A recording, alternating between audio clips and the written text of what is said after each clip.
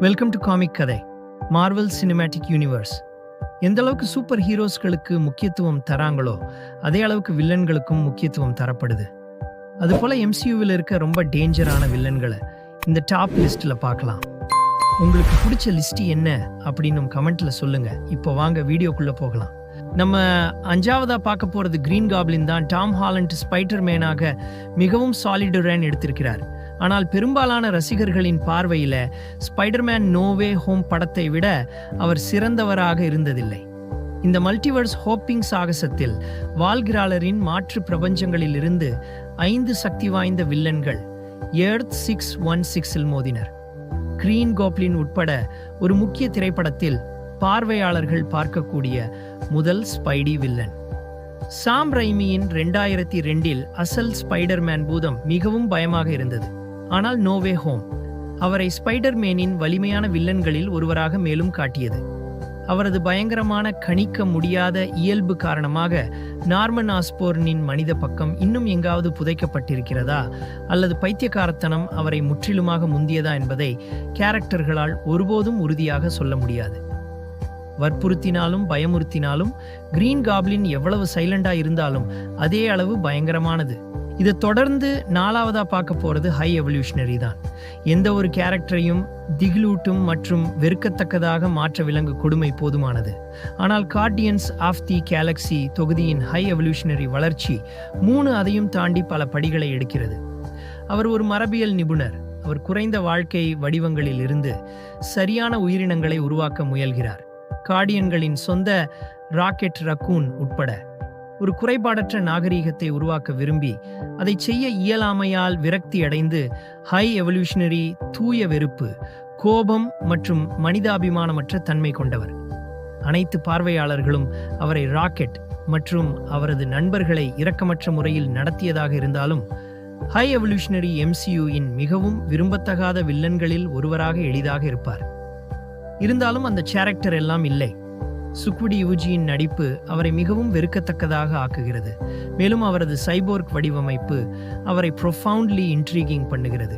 இதை தொடர்ந்து 3ஆவதா பார்க்க போறது கார் த காட் புட்சர் தான். ரக்னாரோக்கின் நகைச்சுவை மற்றும் காவியமான டோன் வேர்ல்ட் வைடு உள்ள எம்சியூ ரசிகர்களை வியக்கத்தக்க வகையில் தாக்கிய பிறகு லவ் அண்ட் தண்டர் அதையே அதிகமாக முயற்சித்தாலும் உரிமையாளரின் மிகவும் பிளவுபடுத்தும் படங்களில் ஒன்றாக இது மாறியது. உண்மையில் வேலை செய்த சில விஷயங்களில் ஒன்று வில்லன் கார் த காட் புட்சர் கிறிஸ்டியன் பேல் தனது மிகவும் பதற்றத்துடன் நடித்தார். ஒரு பழிவாங்கும் கொலையாளி தனது பாதையில் உள்ள ஒவ்வொரு கடவுளையும் கொலை செய்வதற்கான தேடலில் விண்மீன் மண்டலத்தில் பயணம் செய்கிறார். லவ் அண்ட் தண்டர் முழுமையும் எம்சியூயின் மிகப்பெரிய தவறுகளில் ஒன்றாக கருதப்படலாம். ஆனால் அதன் வில்லனை குறை சொல்ல முடியாது. பேல் அநேகமாக முழு திரைப்படத்தின் சிறந்த பகுதியாக இருக்கலாம்.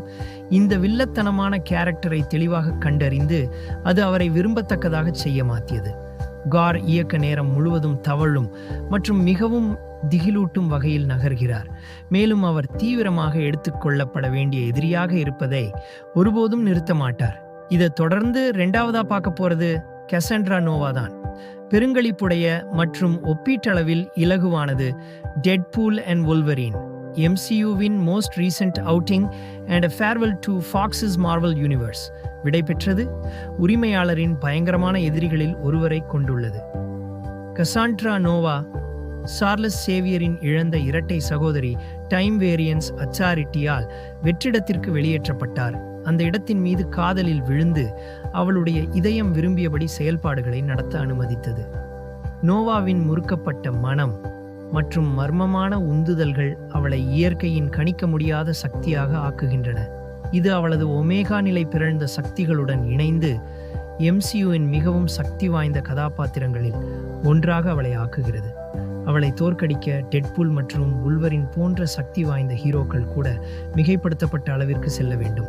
நோவாவை உரிமையாளரின் மிகவும் பயங்கரமான சக்திகளில் ஒன்றாக கருதுவது கடினம். இதை தொடர்ந்து 1ஆவதா பார்க்க போறது ஸ்கார்லெட் விட்ச் தான். மல்டிவர்ஸ் ஆஃப் மேட்னஸில் டாக்டர் ஸ்ட்ரேஞ்சில் ஸ்கேரியஸ்ட் பிரசன்ஸ் சினிஸ்டர் ஸ்ட்ரேஞ்ச் இருந்தாலும் திரைப்படத்தின் முக்கிய வில்லன் இது ஒரு திகில் படம் என்று அழைப்பதை நியாயப்படுத்துகிறது. ஸ்கார்லெட் விட்ச் முன்பு பிரான்ச்சைசிஸ் மிகவும் சக்தி வாய்ந்த ஹீரோக்களில் ஒருவராகவும் இப்போது தடுக்க முடியாத எதிரியாகவும் இருந்தார். இது எம்சியூவின் மிகவும் குழப்பமான படைப்புகளில் ஒன்றாகும்.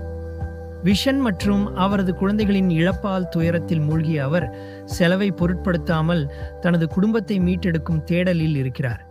இது சிறந்த எம்சியூ திரைப்படமாக இருக்காது, ஆனால் மல்டிவர்ஸ் ஆஃப் மேட்னஸ் குறைந்தபட்சம் ஒரு எதிரியை கொண்டிருந்தது. அது நிச்சயமாக அதன் ஹாரர் போன்ற டோனுக்கு உதவியது. வாண்டாவை ஒரு கொடியவளாக ஆக்குவது ஒரு நல்ல அழைப்பா அல்லது பயங்கரமான முடிவா என்பது விவாதத்திற்குரியது.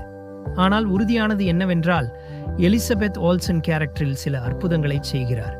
மேலும் ரைமியின் இயக்கம் ஸ்கார்லெட் சூனியத்தை வார்த்தையின் ஒவ்வொரு அர்த்தத்திலும் உண்மை